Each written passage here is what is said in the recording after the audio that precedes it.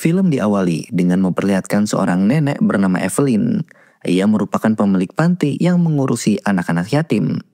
Nah, malam itu ketika ia membeli beberapa barang di sebuah minimarket, nenek Evelyn tidak sengaja mendapati seorang anak yang ketahuan mencuri coklat.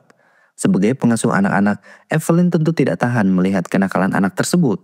Oleh karena itu, ia lantas menasihatinya. But you gotta believe it, Darnell. Well, you better not be. You hear me? Samir, the police. That's what happens when you shoplift. There's consequences. I won't steal anymore, sir. Tak lama setelah anak tadi pergi, tiba-tiba toko itu kedatangan 2 orang perampok. Si pemilik toko langsung menyerahkan semua uang yang ada di kasir, namun disinilah letak keanehannya. Bukannya pergi setelah mendapatkan uang, mereka justru menyempatkan diri untuk menghabisi Nyonya Evelyn.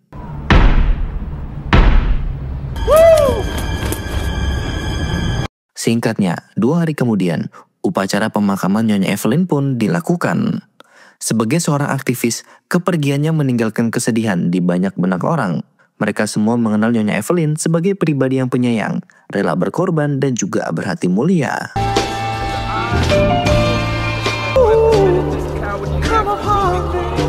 Scene lalu memperkenalkan kita pada seorang detektif bernama Mr. Grey, yang saat ini sedang menjelaskan ke rekannya bernama Fowler tentang fakta menarik dari Nyonya Evelyn.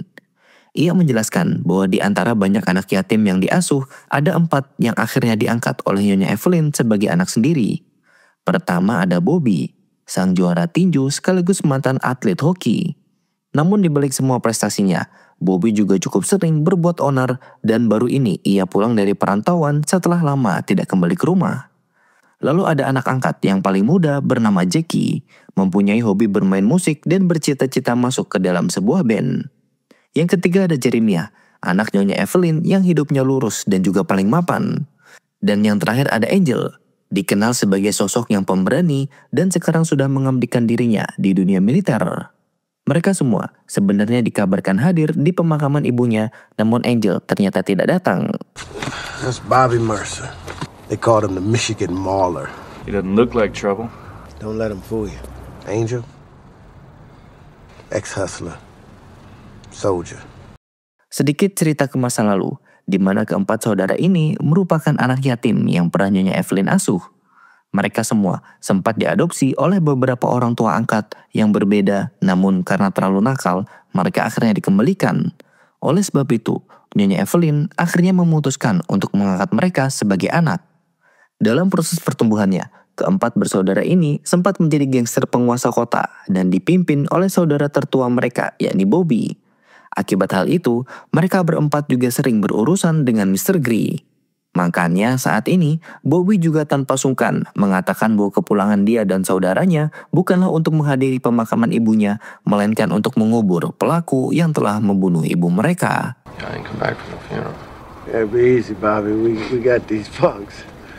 Singkat cerita, keempat bersaudara ini pun memutuskan untuk menginap di rumah ibu mereka.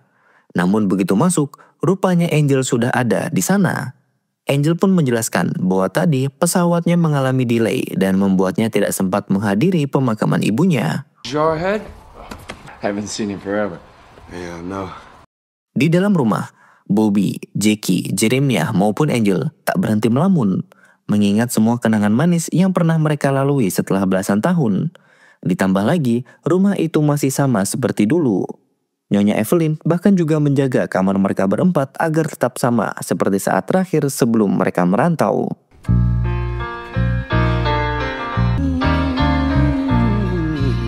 Karena terbawa suasana nostalgia, mereka pun memilih untuk berkumpul di kamar Jackie. Suasana haru juga tiba-tiba berubah karena Angel bilang ia ingin keluar sebentar mencari angin. Ketiga saudara Angel pun tertawa karena mereka tahu itu hanyalah modus bagi Angel untuk mendatangi rumah mantannya. Where you think you going? You're full of shit, man. She got a boyfriend. She got hard dick in her right now. I'm not going to see that girl, and I'm not. Sesuai prediksi, Angel ternyata benar mendatangi rumah mantannya. Dan bahkan, ia juga berhasil membuat wanita bernama Sophie ini kembali ke pelukannya. Lebih jauh lagi, Sophie pun memutuskan untuk ikut tinggal di rumah tersebut sementara waktu. She is my girl. That's what I'm talking about, Bobby. Nah, karena hari itu juga bertepatan dengan Thanksgiving, maka keempat bersaudara ini pun merayakannya secara kecil-kecilan. Mereka makan malam bersama di meja makan tempat mereka biasa berkumpul. Dari kelima kursi yang tersedia, ada satu yang sengaja dibiarkan kosong. Kursi itu merupakan tempat biasa Nyonya Evelyn duduk. Seketika suasana haru kembali mereka rasakan. Bahkan mereka semua masing-masing membayangkan masa lalu saat dimana Nyonya Evelyn menasihati mereka tentang berbagai hal. More tattoos, Angel? But take your elbow off the table. But you're safe now. Bad things happened to you before you came to me. Pada keesokan harinya, keempat bersaudara ini kemudian dipanggil menghadap pengacara untuk menerima beberapa barang peninggalan dari Nyonya Evelyn. Setelah itu, Jeremiah pun mengajak keempat saudaranya untuk mendatangi sebuah gedung tua yang rencananya akan ia gunakan untuk bisnis toko bangunan. Ini tentu memvalidasi keterangan dari Mr. Grey bahwa memang Jeremiah lah yang paling normal kehidupannya. Low interest rates. Y'all stick around. Let's go get a real drink. Setelah melihat bakal toko Jeremiah, mereka semua akhirnya mendatangi sebuah bar untuk minum-minum. Di tengah obrolan, tiba-tiba si pemilik bar bernama Johnny menghampiri mereka.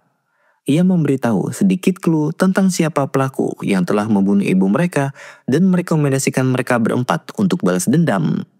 Mendengar hal itu, Jeremiah justru kesal karena menurutnya biarkanlah kasus ini cukup ditangani oleh pihak kepolisian.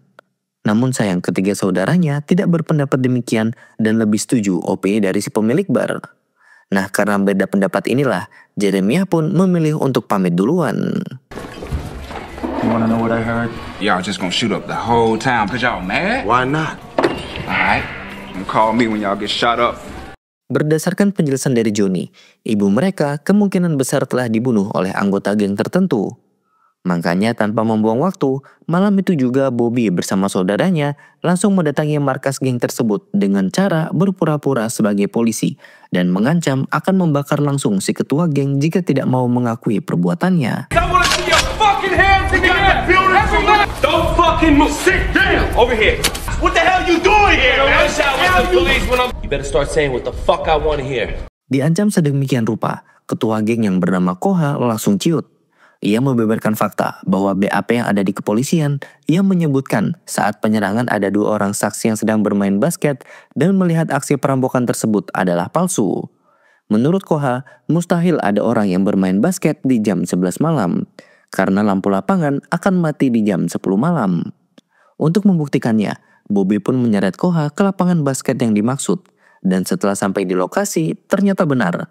Itu artinya ada orang yang sengaja memanipulasi kasus pembunuhan ibu mereka, bahkan kemungkinan kasus ini adalah sebuah pembunuhan berencana.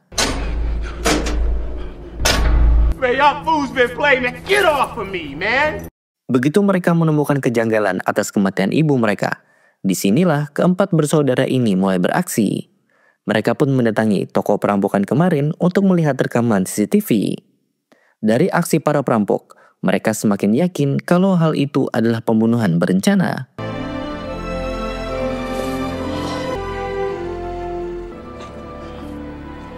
Si pemilik toko juga sempat mengatakan bahwa di antara semua saksi, ada satu yang sebenarnya paling dicurigai oleh polisi dan dia merupakan seorang pemain basket. Si pemilik toko pun menyebutkan ciri-cirinya kepada Bobby dan ketiga saudaranya. Remember what this guy looks like? Have you seen him again? Courts a lot? On the courts or at the gym? Berdasarkan petunjuknya masih minim, mereka pun nekat mendatangi hall olahraga untuk menghentikan pertandingan basket yang sedang berlangsung. Di sini, bahkan Bobby juga dengan nekat mengeluarkan pistolnya dari dalam jaketnya. Tujuan dari aksi ini tak lain adalah untuk mencari saksi yang dimaksud oleh si pemilik toko. Di tengah suasana tegang, tiba-tiba ada salah satu penonton yang terlihat panik dan mencoba untuk kabur dari dalam hall. Namun usahanya menjadi sia-sia karena di luar sudah ada Jackie dan juga Angel yang menangkapnya. You got something to tell me, youngster? Dari hasil interogasi, diketahui bahwa saksi yang dimaksud oleh si pemilik toko bernama Demian, kakak dari orang yang mereka interogasi saat ini. Karena diancam akan dikoitkan, orang itu pun langsung bersedia memberikan lokasi di mana kakaknya tinggal. He's your brother? No shit, these are my brothers. What's his name, Keenan? Damien. Enjoy the rest of the game, okay? Don't worry about it. Mereka pun lanjut ke lokasi di mana Damien tinggal. Namun alih-alih mendobrak masuk ke dalam apartemen, mereka pun lebih memilih untuk menunggu Damien di lobi saja. Ketika akan masuk, Jeremiah tiba-tiba memilih pamit dengan alasan ia ingin mengantarkan putrinya untuk pergi les. Di sini Jeremiah sama sekali tidak tertarik dengan apa yang saudara lainnya lakukan. Girls got gymnastics, I gotta take them. I got gymnastics, come on. All right, Jerry. All right, man. Singkat cerita, orang yang dicari-cari akhirnya muncul. Dan tanpa membuang waktu, mereka semua langsung mengejarnya. You Damien? Come on, Angel, we got this club. Fight his ass, Chucky.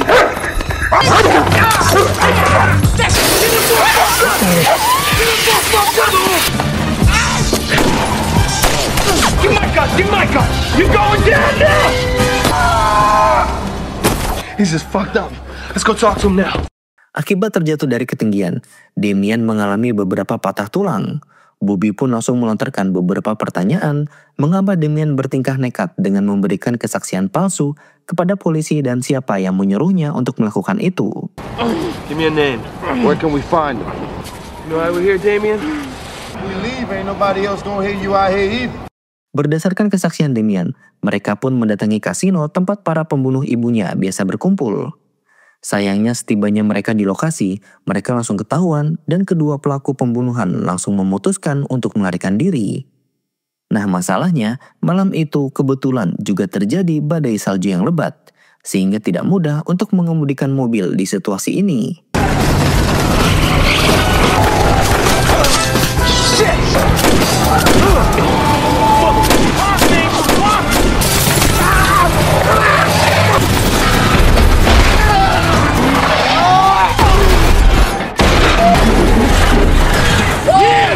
Akibat tembakan dari Angel yang berhasil mengenai salah satu bagian tubuh dari salah satu pelaku, mereka pun berhasil membuat mobil pelaku terhenti. Dengan segera, Bobby dan juga Angel langsung melakukan interogasi. Namun karena para pembunuh bayaran ini tak mau memberitahu siapakah orang yang menyewanya, maka mereka berdua pun langsung dieksekusi di tempat. Jackie, wait here. Fuck, that's the wrong place. Jackie, Yeah, they gone. kill Mom, we got him. Penemuan dua jasad semalam tentu saja menggemparkan kepolisian. Tapi mereka juga sudah menduga siapa pelaku sebenarnya. Oleh karena itu, Detektif Grey dan rekannya Fowler langsung mendatangi kediaman Nyonya Evelyn. Disinilah kita tahu jika Bobby bersaudara memang sangat jenius. Sebagai mantan gangster penguasa kota, mereka tidak mudah dijebak oleh trik murahan yang dilontarkan oleh Fowler. Oh, this is Turkey Cup, man. Hockey. What's the name? Hey, Gretzky. You know what this is? Fishing for a confession with a phony hair, huh? Wait, Green, how do you go from petty thug? They'd have never told us who they was working with anyway. Di sini, sebenarnya Mr. B merasa sangat kesal terhadap apa yang telah Bobby dan saudaranya lakukan. Karena sebenarnya, selain mereka, Mr. Grey sendiri sebenarnya juga sudah mengetahui jika kematian Nyonya Evelyn merupakan sebuah pembunuhan berencana. Dan kematian dua pembunuh bayaran semalam justru malah semakin memperumit penyelidikan yang ia lakukan karena tentu motifnya akan semakin sulit untuk dipecahkan. Look, Bobby, if you got something, you give it to me. And sooner or later, somebody gonna answer you. Scene pun pada akhirnya memperkenalkan kita pada pelaku dari pembunuhan Nyonya Evelyn. Seorang bos gangster yang saat ini menguasai kota Detroit bernama Victor. Sebagai otak dari pembunuhan Nyonya Evelyn, Victor kini terlihat sangat kesal setelah mengetahui fakta bahwa anggotanya tidak menyewa pembunuh bayaran dari luar kota. Hal ini tentu sangat berisiko karena mampu membuat polisi mengetahui semua fakta yang sebenarnya. Disinilah kita juga diperlihatkan watak buruk dari Victor, di mana ketika ia sedang marah, ia yang kebetulan melihat salah satu anggotanya bernama Ivan malah asik makan, langsung menyuruhnya untuk melanjutkan santapannya di atas lantai layaknya seekor hewan. Tak sampai di situ, istri Ivan pun juga disuruh melakukan hal yang sama. You must be hungry, right? Go ahead, eat, dog! Eat! Matter of fact, get your ass over here and share a meal with your man. Left that shit up good. Now find out who killed the shooters. Kembali ke Bobby dan saudaranya, di mana mereka akhirnya berhasil menemukan alamat tempat tinggal dari si pembunuh bayaran. Makanya malam ini, mereka pun berencana akan pergi ke sana untuk mencari petunjuk. Namun tepat sebelum pergi, pacar Angel yakni Sophia meminta Angel untuk di rumah saja bersamanya karena sudah dari kemarin ia sering ditinggal sendirian. Shut up, Bobby. Don't start with that crap. Please, I want a girlfriend like you.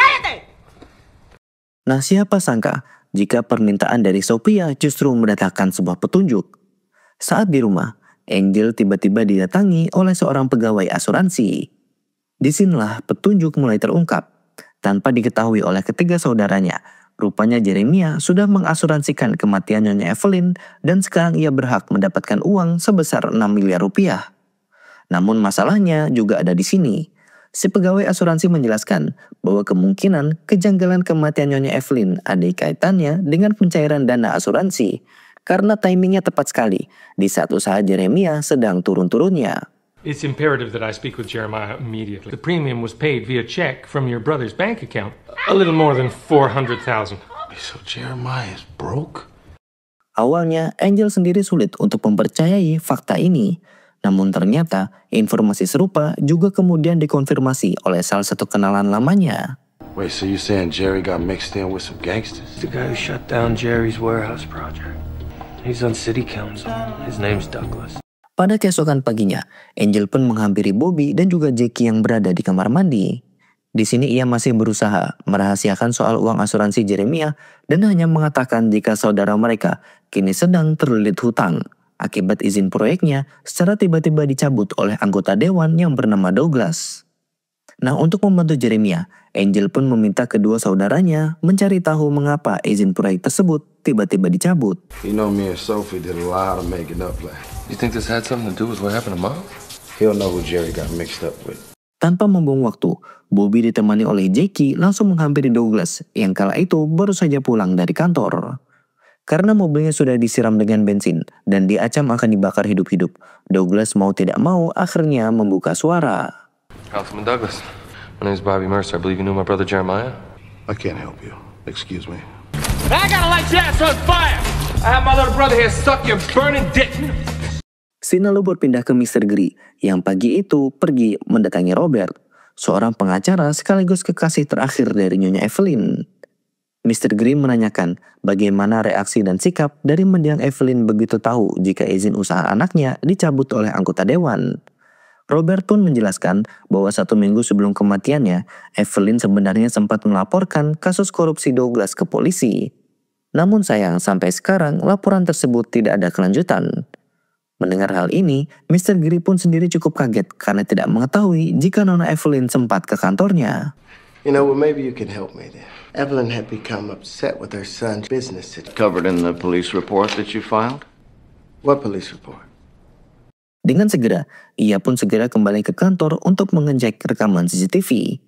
Dan benar saja, Nyonya Evelyn memang sempat mendatangi kantor polisi dan bahkan diterima langsung oleh rekannya yang tak lain dan tak bukan adalah Fowler. Ia pun merasa aneh karena kenapa Fowler selama ini tidak pernah menyinggung soal pertemuan tersebut. There she is. Hey look, that's Fowler. Fast forward to when she leaves. So she was here until 7-Eleven. Di sisi lain, siang itu Angel pun meminta Bobby untuk segera menyusul dirinya ke tempat bowling untuk memperlihatkan sesuatu. Ternyata, sudah sejak pagi, Angel secara diam-diam mengikuti Jeremiah, mulai dari menarik uang di bank sampai dengan pertemuan rahasianya dengan Ivan. Mereka berdua terlihat seperti orang yang sedang bertransaksi sesuatu yang haram. Disinilah akhirnya Angel buka suara soal uang asuransi kemarin, yang tentu saja dianggap sangat janggal karena kebetulan cair di saat Jeremiah sedang terlilit hutang. Tapi karena tidak ingin asal tuduh, Bobby pun langsung mendatangi Ivan untuk memastikan apa isi dari amplop yang telah diserahkan oleh saudaranya tadi. You been gone a long time, fellas. Y'all gonna do this here? Right here, right now. Beralih ke Douglas yang pada malam harinya mendatangi Victor untuk melaporkan soal intimidasi yang dilakukan oleh Bobby dan juga saudaranya. Namun bukannya mendapatkan pembelaan, Douglas malah dihukum karena sudah mengungkap nama Victor kepada Bobby. Di sini Victor sebenarnya sedikit ketar-ketir karena sebelum mereka berkuasa, Bobby sudah lebih dulu berhasil menundukkan para gangster yang ada di kota. Pertemuan malam itu pun diakhiri dengan perilaku bejat Victor yang secara terang-terangan dan tanpa rasa bersalah mengatakan bahwa ia ingin menyetubuhi istri dari salah satu anggotanya. It's too much woman for you, Charlie. I'll teach you some nice tricks for you. I heard you're marrying that fine piece of ass of yours. Give me a little one-on-one time alone with that cute little... Keesokan paginya, Jeremiah diminta datang ke rumah ibu mereka untuk memberikan klarifikasi. Namun sesampainya di sana, Bobby sendiri sudah tidak tahan menahan amarahnya. Ia menganggap jika semua bukti sudah menjelaskan kalau Jeremiah memiliki keterkaitan dengan pembunuhan ibu mereka. Tak mau dituduh begitu saja, Jeremiah pun berbalik melawan. Ia lalu menjelaskan tentang apa yang sebenarnya terjadi. Selama ini, di saat saudara-saudaranya sibuk dengan kehidupannya masing-masing di perantauan, hanya dirinya lah seorang yang menanggung semua kebutuhan Nyonya Evelyn. Oleh karena itu, Nyonya Evelyn sendiri yang meminta agar asuransi jiwanya diwariskan ke kedua anak Jeremiah. Sementara uang yang ia serahkan kepada Ivan, yang merupakan anggota Victor kemarin bertujuan agar izin bisnisnya dikembalikan. Karena sejak awal, Douglas merupakan kaki tangan dari Victor dan sebagai pebisnis, Jeremiah tidak bisa berbuat apa-apa ketika dimintai uang sogokan. Y'all tripping because I made insurance payments? How many years did I have to take care of her my goddamn self? Di tengah perdebatan, tiba-tiba pintu rumah mereka digedor oleh orang tak dikenal. Freaknya lagi, orang itu langsung mengejek mendiang Nyonya Evelyn. Jackie yang membuka pintu langsung naik pitam dan dengan amarah Jackie ingin menghabisi orang tersebut tanpa ia tahu jika itu adalah sebuah jebakan.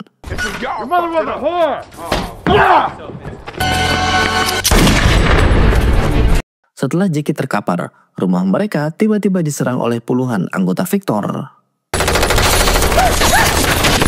Hold your fire! Hold your fire!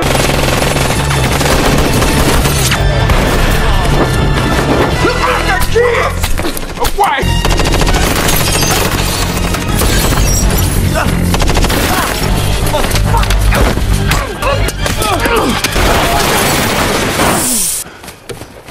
Ketika selesai pertempuran, mereka pun menghampiri Jackie yang semakin sekarat dan akhirnya meninggal dunia.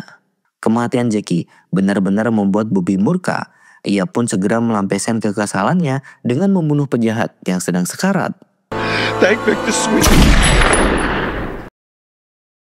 Tak lama kemudian, polisi pun mendatangi TKP. Di sini detektif Grey membeberkan hasil penyelidikannya kepada Bobby dan yang lainnya. Sebenarnya, Jeremiah sendiri tidak pernah bercerita kepada ibunya soal bisnisnya yang hampir bangkrut akibat ulah gangster. Namun entah bagaimana ceritanya, Nyonya Evelyn bisa mengetahui hal tersebut dan secara diam-diam mencoba membantunya dengan cara mengungkap kasus gratifikasi yang telah dilakukan oleh Douglas. Nah, karena hal inilah, ia sendiri akhirnya menjadi target pembunuhan. Masalah kini semakin rumit karena tidak hanya melibatkan nama seorang Victor saja, tetapi juga pejabat dan seorang polisi korup yang tak lain adalah Fowler. Maka dari itu, detektif Grey pun meminta mereka semua untuk bersabar karena sebentar lagi kasus ini pasti akan ia tuntaskan. Evelyn was going after him, But I never told her about my business. Look, I just got something Don't bullshit me, Green. Fowler's my problem. So how we gonna deal with all this? Self-defense. Pada malam harinya, detektif Grey mendatangi Fowler untuk membicarakan soal kasus pembunuhan Nyonya Evelyn. Mr. Grey mencoba mengajukan beberapa pertanyaan tajam agar rekannya mau mengakui kalau selama ini dia telah bekerja sama dengan para gangster. Karena merasa posisinya sekarang sedang dalam bahaya, Fowler pun memutuskan untuk berbuat hal yang sangat di luar nalar. Green, wait.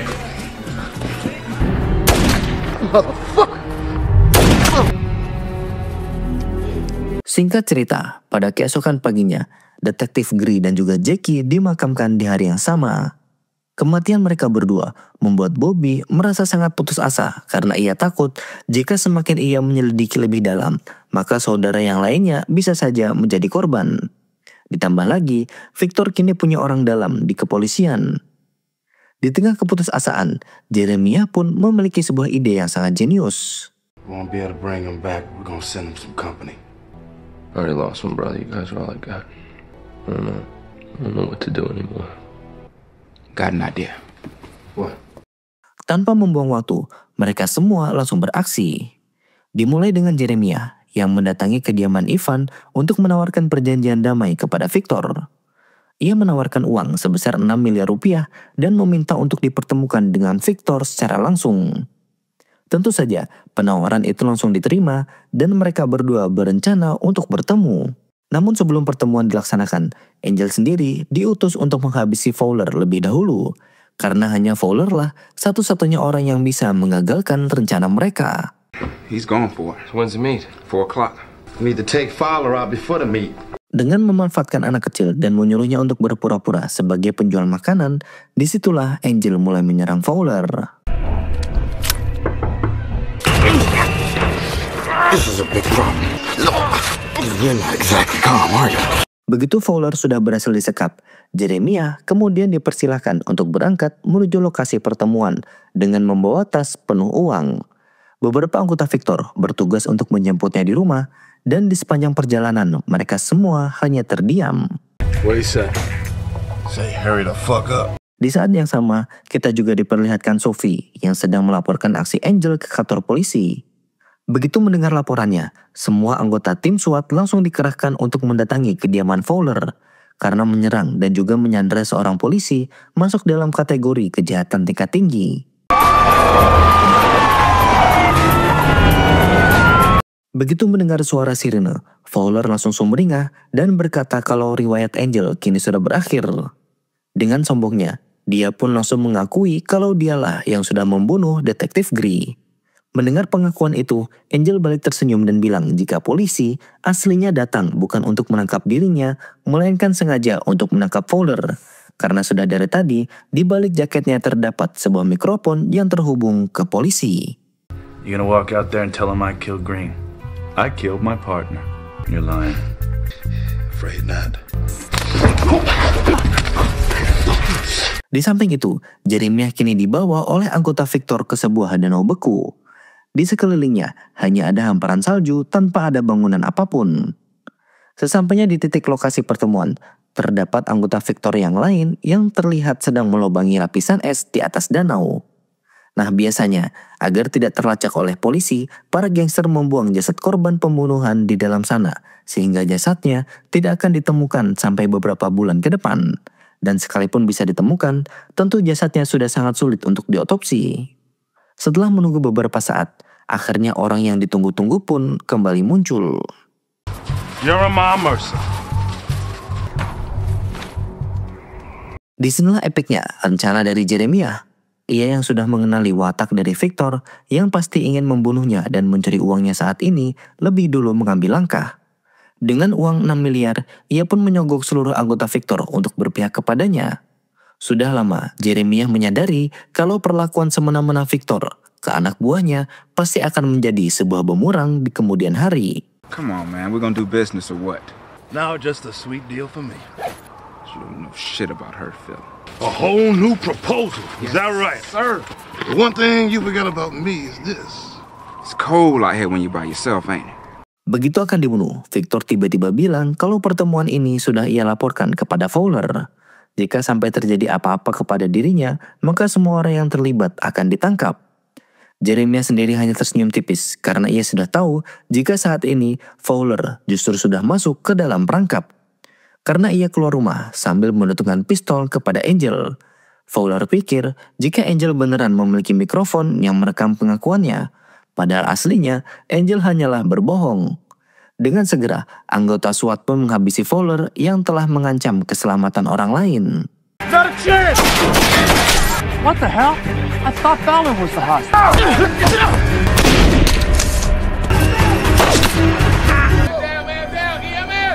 Kembali ke danau beku, di mana Victor masih saja bersikap angkuh dan menantang siapapun yang berani untuk melawannya 1 lawan 1. Nah disinilah serunya, Bobby tiba-tiba muncul menerima tantangan dari Victor. Ia benar-benar terlihat akan menikmati pertarungan ini demi membalaskan kematian ibu dan juga adiknya.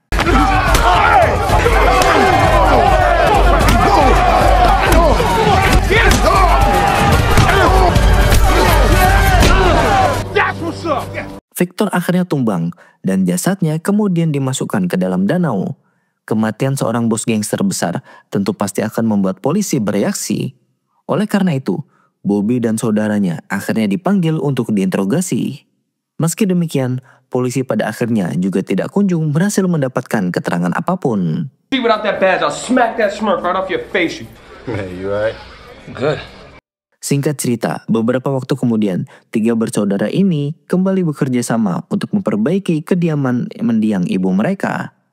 Bobby sendiri pada akhirnya memutuskan untuk menyudahi perantauannya dan memilih untuk melanjutkan kebaikan Nyonya Evelyn. Dan film pun akhirnya tamat. Selesai sudah alur cerita film kali ini.